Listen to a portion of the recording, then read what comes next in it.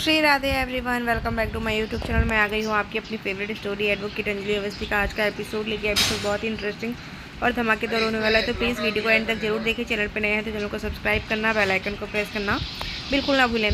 तो आज के एपिसोड की शुरुआत में यहाँ पे हम देखते हैं कि आरती जो होती है वो सारे गुंडों से लड़ती है अकेले ही, और वहाँ पे उसके नानू को वो बचाने की पूरी कोशिश करती है। तभी यहाँ पे अंजलि को जो होते हैं वो सारी यादें आने लगती है कि किस तरीके से वो भी गुंडों के साथ लड़ा करती थी और गुंडों से खुद को बचाया करती थी।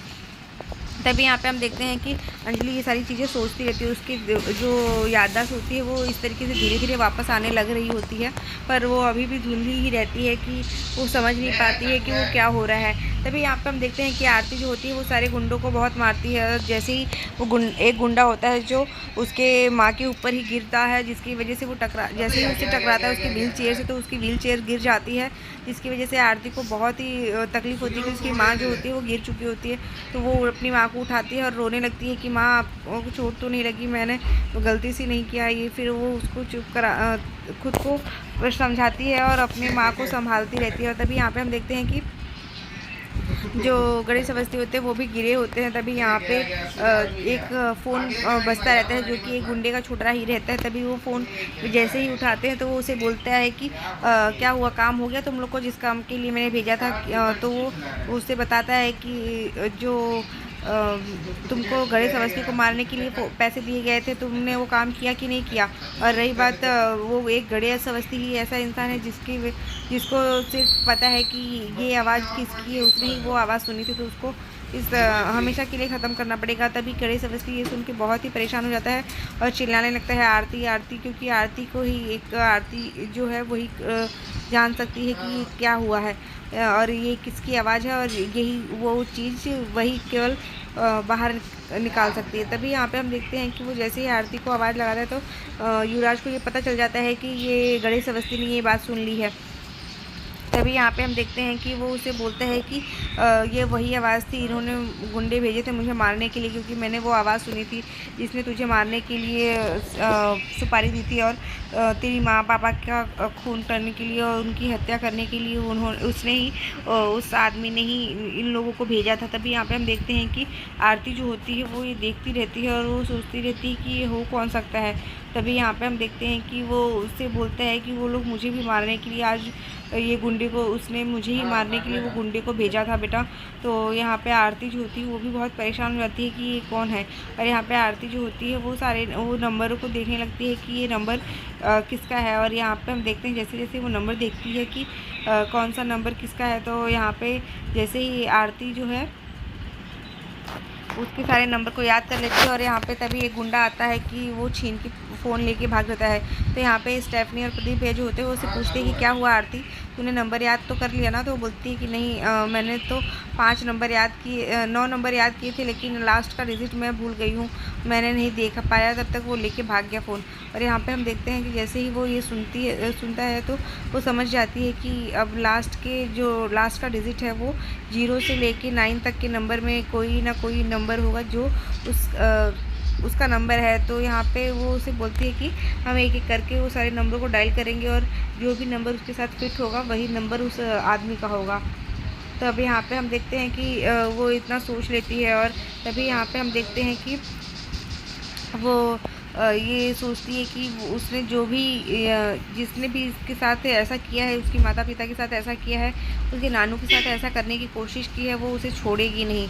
तो इस वजह से आरती को और भी गुस्सा आता रहता है कि वो लोग इस तरीके से कैसे ये सब कर सकते हैं, और मैं अपनी माँ को इंसाफ दिला के रहूँगी, अपने पापा के कातिलों को सज़ा दिला के ही रहूँगी।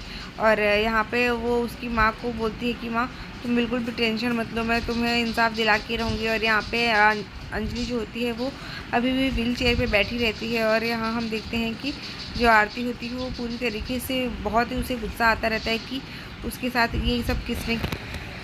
तभी जो आरती होती है वो वेद को कॉल करती है और वेद से बोलती है कि वेद जी आपको मेरी एक हेल्प करनी पड़ेगी। तो उससे पूछता है कि मैं क्या हेल्प कर सकता हूँ तुम्हारी। तो उसे बोलती है कि वेद जी आपको कोर्ट में ये गवाही देनी पड़ेगी कि जिस गाड़ी से मेरे मम्मी पापा का एक्सीडेंट हुआ था वो गाड़ी आपके घर की है, आपके परिवार की है, आपके चाचा उदय प्रताप सिंह की है। तभी यहाँ पे हम देखते हैं कि वो जैसे ही वो इसको इतना ये सब कुछ बोलती है तो उसे बोलता है कि मुझे देना पड़ेगा, लेकिन ये बात तो सब जानते ही है ना, पुलिस भी जानती है। तो बोलती है कि हाँ ये सब जानते हैं पर आपको फिर भी गवाही देनी पड़ेगी। तभी यहाँ पे जैसे ही वो बात करता है तो कली जो होती है वो उसके हाथ से फ़ोन छीन लेती है और उसे बोलती है कि अंजलि दीदी आप प्लीज़ मेरे पति से दूर रहिए और मैं उनको कोई गवाही देने नहीं जाने दे सकती हूँ और वो कोई गवाही नहीं देंगे। और अगर अब हमारा रिश्ता जो है ठाकुर परिवार और राजपूत परिवार से भी बन गया है तो मैं उन लोगों की इज्जत का भी ख्याल रखना मेरा फ़र्ज़ है और मैं राजवंशी परिवार की बहू हूँ तो इस परिवार की इज्जत और इस परिवार की रेपुटेशन का दायित्व जो है वो मेरा है। तभी यहाँ पे हम देखते हैं वो इस तरीके से बोलती है और वो उसे बोलती है कि मेरे पति कोई गवाही देने नहीं जाएगी कोर्ट में। इतना बोल के जैसे ही वो फ़ोन रख देती है तो जो वेद होता है उसे बहुत गुस्सा आता है और उसे बोलता है कि तुमने ऐसे क्यों बोला और तुम होती कौन हो ऐसे बोलने वाली, मैं गवाही ज़रूर दूंगा। तो उसे बोलती है कि नहीं तुम गवाही नहीं दोगे। तो बोलता है कि मैं गवाही ज़रूर दूंगा, तुम होती कौन हो मुझे रोकने वाली। तो यहाँ पे हम देखते हैं वो उसे बोलने की कोशिश करती है पर तभी यहाँ पे जो उसके चाचा होते हैं उदय और प्रताप जो होते हैं वो दोनों वहाँ पे आ जाते हैं और वो उसे बोलने लगते हैं कि बहू बिल्कुल ठीक कर रही है, वेद बेटा तुम उसकी बात सुन लो। तो यहाँ पे हम देखते हैं कि वो जैसे ही ये बोलता है कि तुम इसकी बात सुनो तो यहाँ पे वो उसे देखने लगता है गुस्से से। और यहाँ पे तभी जो कली होती है वो उसको बोलती है कि बिल्कुल चाचा जी मैं ये अपने इस कर्तव्य को निभाने की पूरी कोशिश करूँगी और इस परिवार की मान सम्मान को बनाए रखने का पूरा जिम्मेदारी उठाऊँगी। और यहाँ दूसरी तरफ हम देखते हैं कि आरती जो होती है वो भी ये सब सोचती रहती है कि कली ऐसा क्यों कह रही थी कि वो वेद को गवाही देने नहीं जाने देगी। तो ये सोच के उसे भी बहुत अजीब सा लगता है। तभी दूसरी तरफ हम देखते हैं कि आरती जो होती है वो उस गुंडे के बारे में सोचने लगती है कि वो गुंडा कौन होगा जिसने नानू को मारने के लिए सुपारी दी थी, उन गुंडों को भेजा था। तो वो सबका एक एक नंबर डायल करके उसे कॉल करके सुनाती है कि नानू क्या ये आवाज़ थी वो। तो बोलती नहीं ये तो एक महिला की आवाज़ है, वो एक आदमी की आवाज़ थी। तो वो ऐसे करके धीरे धीरे करके उसने 4 नंबर डायल कर दिए होते हैं क्योंकि उसे ऐसा लगता है कि शायद हो सकता है कि कोई नंबर जो हो वो उससे मैच हो जाए। पर वो उसे एक एक करके 2-3 नंबर सुनाती है उसकी। जैसे ही वो कॉल उठाता है तो वो उसे बार बार सुनाने की कोशिश करती है। तो वो उसे बोलती है कि ये है क्या, तो वो बोलता है कि नहीं ये भी नहीं है। तभी यहाँ पे पद्मा आ जाती है। पद्मा जो होती है वो उसे बोलती है कि तू ऐसा क्यों कर रही है और ये सब करके क्या मिलेगा तुझे, वो लोग बहुत ही बड़े इंसान हैं, वो लोग के आगे तू कुछ नहीं कर पाएगी, तो तू प्लीज़ उन लोगों से दुश्मनी मोल मत ले बेटा। और यहाँ पे हम देखते हैं पद्मा उसको समझाती है कि अब उन लोगों की शादी हो चुकी है तो फिर तू उन लोग के बीच भी मत जा।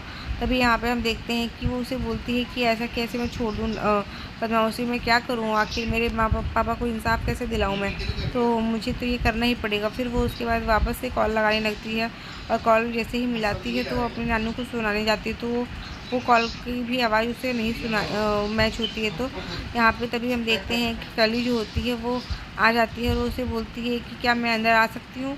इतना बोल के वो जो आरती होती है उसे बहुत गुस्सा आने लगता है कि ये यहाँ पे क्या करने आई है।